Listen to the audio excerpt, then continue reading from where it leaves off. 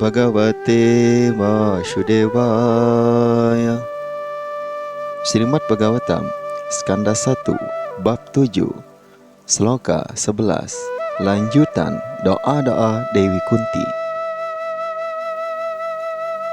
Sutta waca upadaraya wajastasya Bhagavan Bhaktavatsalaha Apandavam idam kartum Drauner astram abudyata.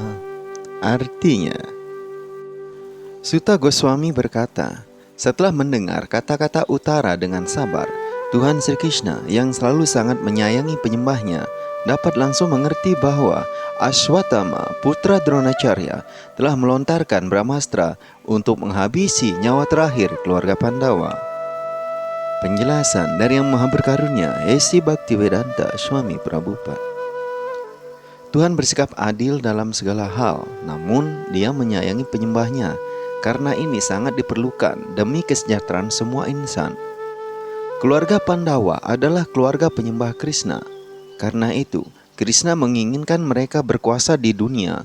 Itulah sebabnya Krishna membinasakan kelompok laknat Duryodhana dan menetapkan kekuasaan Maharaja Yudhishthira.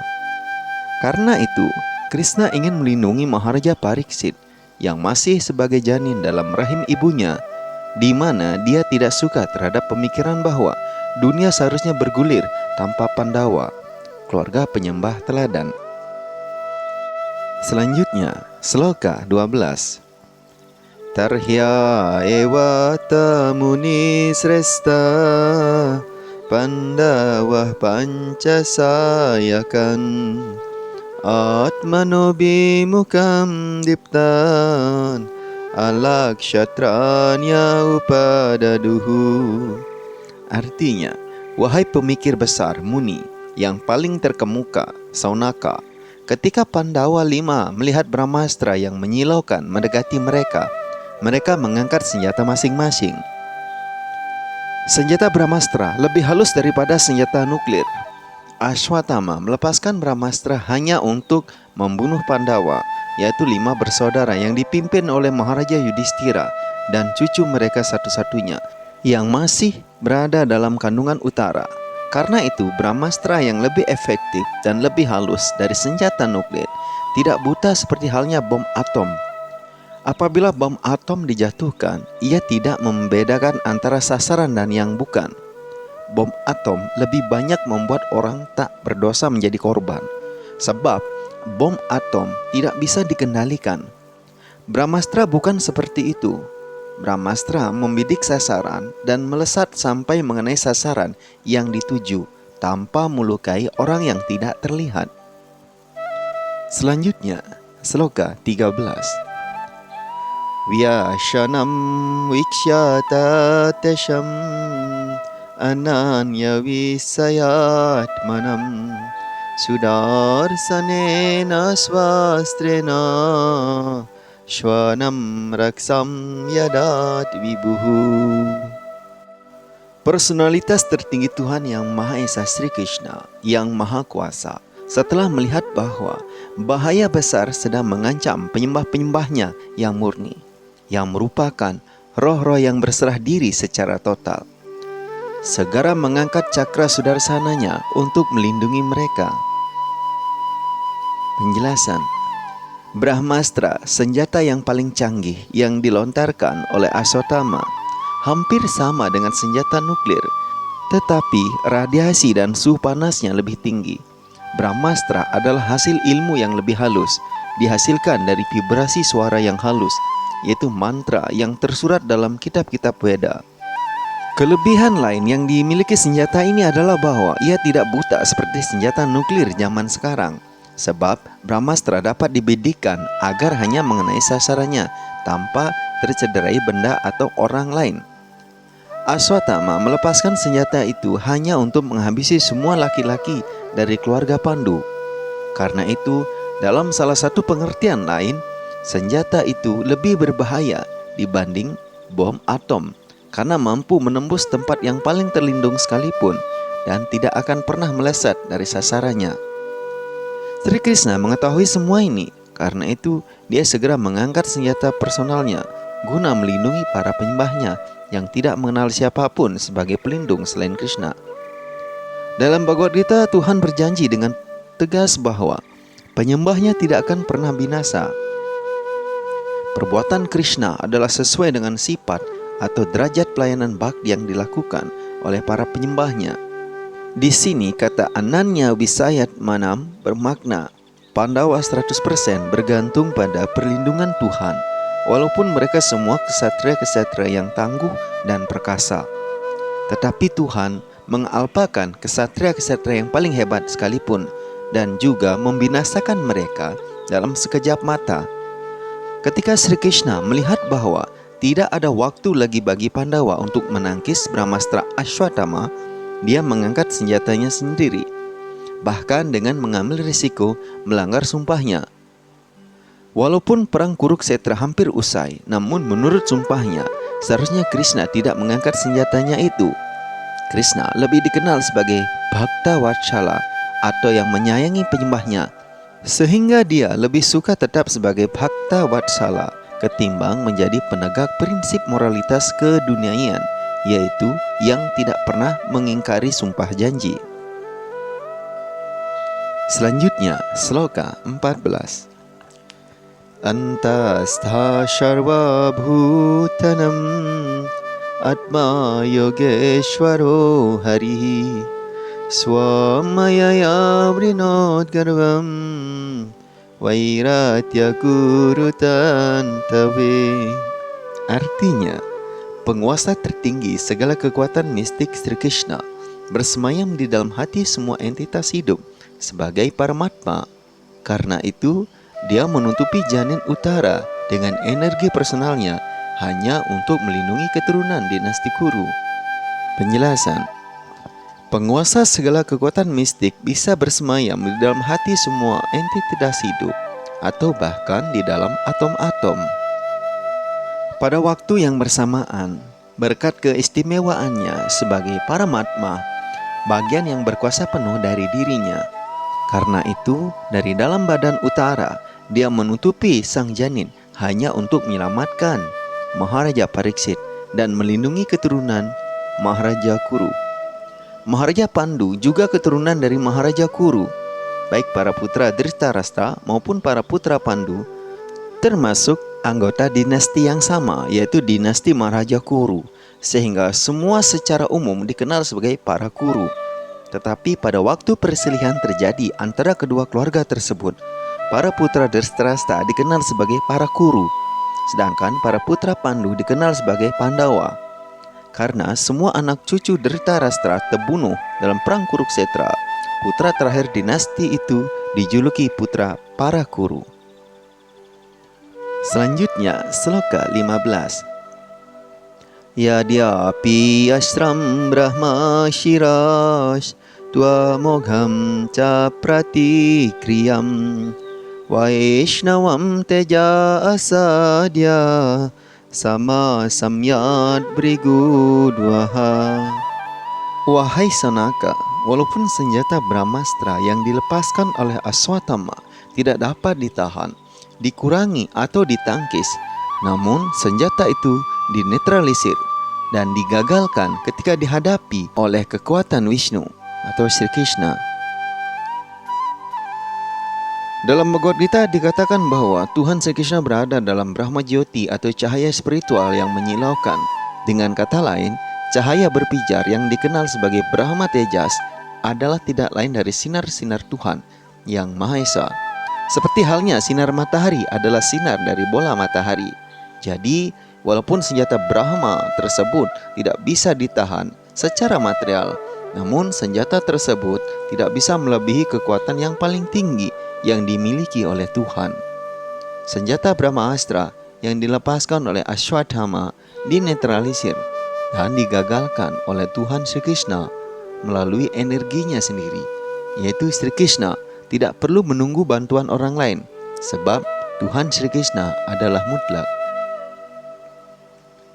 Selanjutnya, sloka 16. Mamastahi etat ascharyan sarvascharyamayé च्युते ya idam maya ya devya srijatyawatihantyanaha.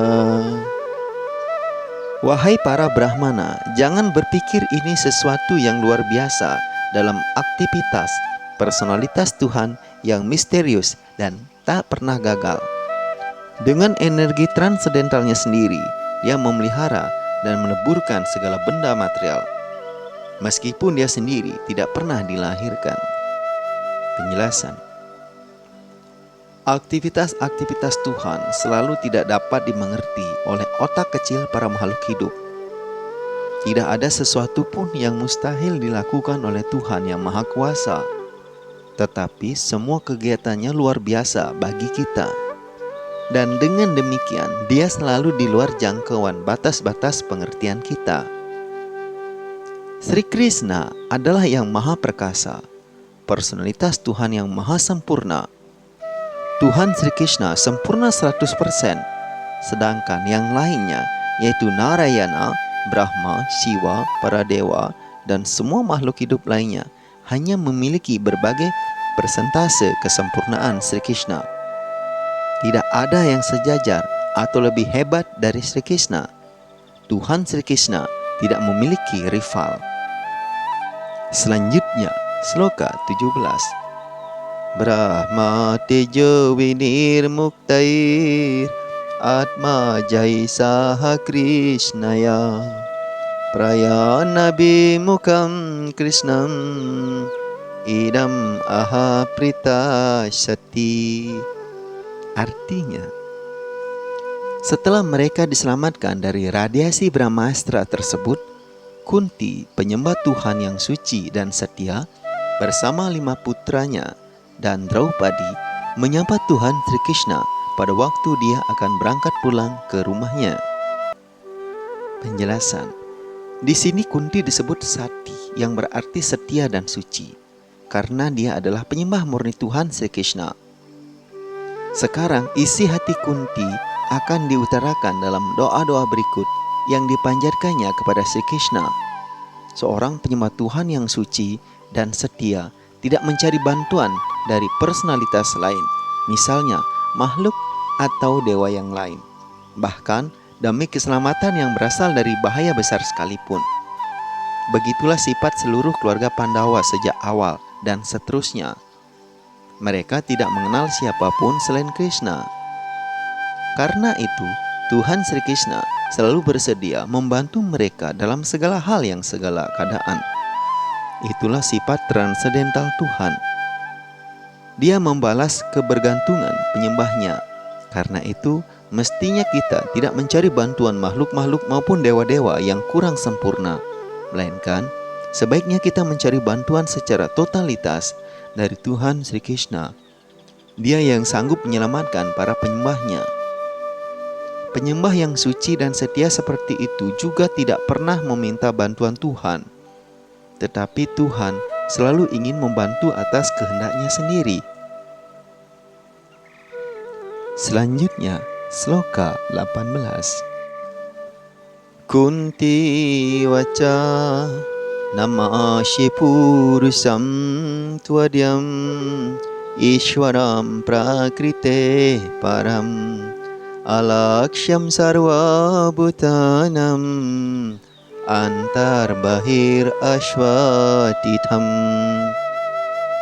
Artinya, Srimati Kunti berkata, "Wahai Krishna, hamba bersujud kepadamu karena engkau personalitas yang sejati dan tidak dipengaruhi oleh sifat-sifat dunia material. Engkau berada di dalam maupun di luar segala sesuatu, namun engkau tak terlihat oleh semua orang." Penjelasan: Srimati Kunti Dewi sangat sadar bahwa Krishna adalah personalitas tertinggi Tuhan Yang Maha Esa yang sejati, walaupun Krishna berperan sebagai keponakannya.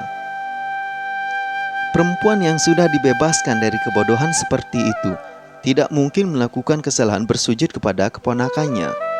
Karena itu, Kunti menyapa dia sebagai purusa yang asli di luar alam material. Walaupun semua makhluk hidup bersifat spiritual, namun mereka bukanlah yang pertama, bukan yang asli, dan bukan juga tidak pernah gagal.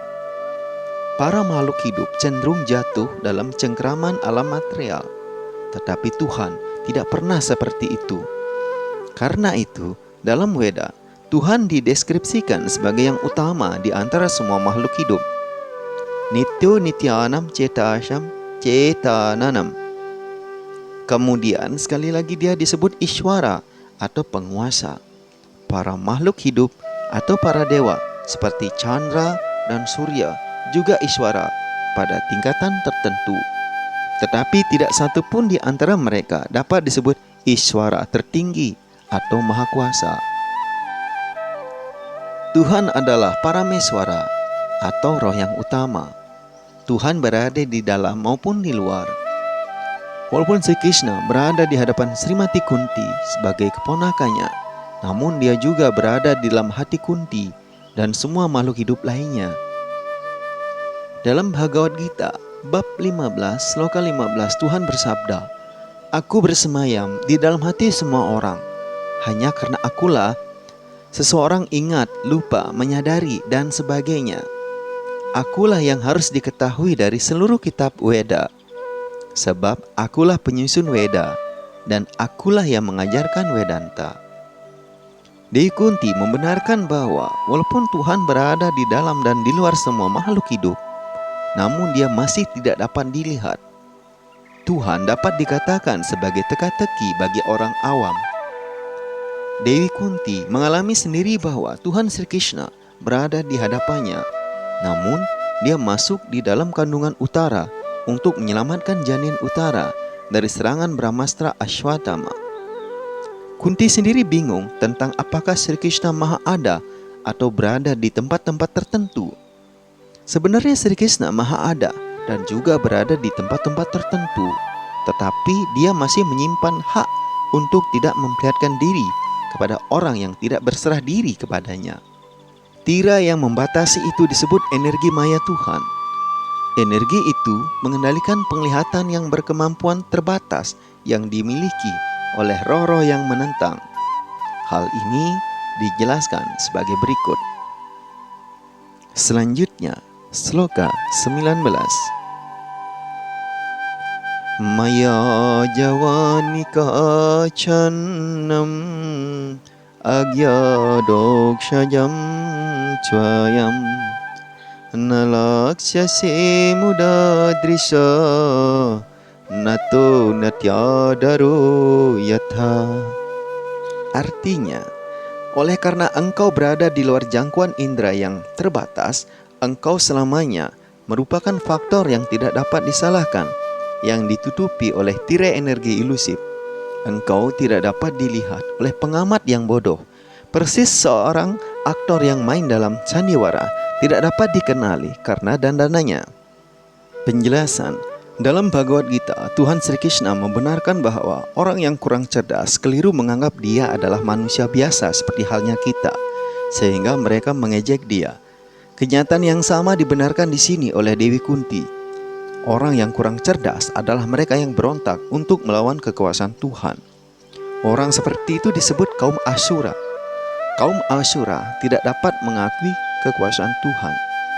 Apabila Tuhan muncul sendiri di tengah-tengah kita sebagai Rama, Narasimha, Waraha, atau dalam bentuknya yang asli sebagai Krishna, dia melakukan banyak perbuatan luar biasa yang mustahil dilakukan oleh manusia. Sebagaimana akan kita ketahui dari skanda 10 literatur yang sebagaimana akan kita ketahui dari skanda 10 literatur yang mulia ini. Tuhan Sri Krishna memperlihatkan kegiatannya yang mustahil bagi manusia sejak dia masih berbaring di pangkuan ibunya. Krishna membunuh iblis bernama Putana, walaupun Putana telah mengolesi susunya dengan racun hanya untuk membunuh dia. Tuhan Sri Krishna meminum air susu Putana seperti bayi biasa, dan dia juga mengisap nyawa Putana sekaligus. Begitu pula dia mengangkat bukit Govardhana seperti seorang anak yang mengangkat sebuah jamur kecil, dan berdiri selama beberapa hari secara terus-menerus hanya untuk memberikan perlindungan kepada para penduduk Vrindavan. Ini adalah beberapa kegiatan Tuhan Sri Krishna yang melebihi kemampuan manusia.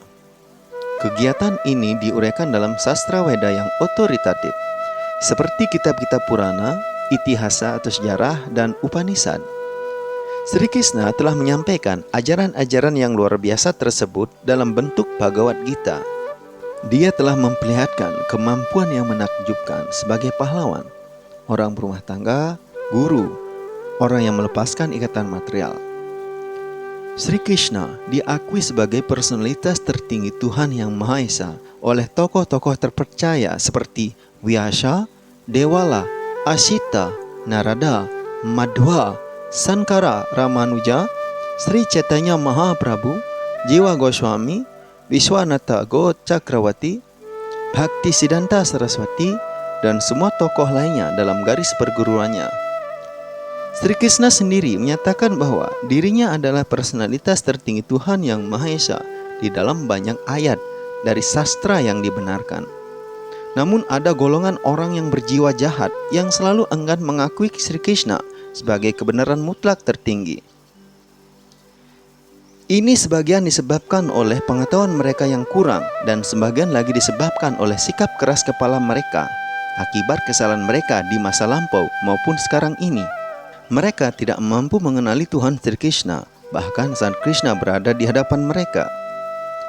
Kesulitan lain adalah bahwa orang yang bergantung pada kemampuan inderanya yang kurang sempurna itu tidak akan mampu menginsapi Sri Krishna sebagai personalitas tertinggi Tuhan Yang Maha Esa.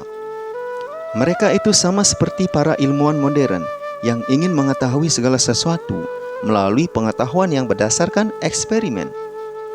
Namun, personalitas yang paling utama mustahil dapat dikenal melalui pengetahuan yang kurang sempurna yang berdasarkan hasil eksperimen. Di sini, dia diuraikan sebagai adok saja, atau dia yang berada di luar jangkauan pengetahuan eksperimen. Semua indera kita kurang sempurna. Kita mengklaim bahwa kita mampu mengamati segala sesuatu, yang semestinya kita menerima bahwa kita hanya mampu mengamati sesuatu jika ada keadaan-keadaan material tertentu saja, dan keadaan-keadaan itu pun di luar pengendalian kita. Tuhan berada di luar jangkauan pengamatan indera. Dewi Kunti mengakui kelemahan roh terikat yang kurang cerdas tersebut, terutama golongan perempuan. Untuk manusia yang kurang cerdas, harus disediakan tempat-tempat ibadah seperti kuil, masjid, pura, atau gereja, agar mereka dapat mulai mengakui kekuasaan Tuhan dan mendengar tentang Dia dari sumber-sumber yang absah di tempat-tempat suci tersebut.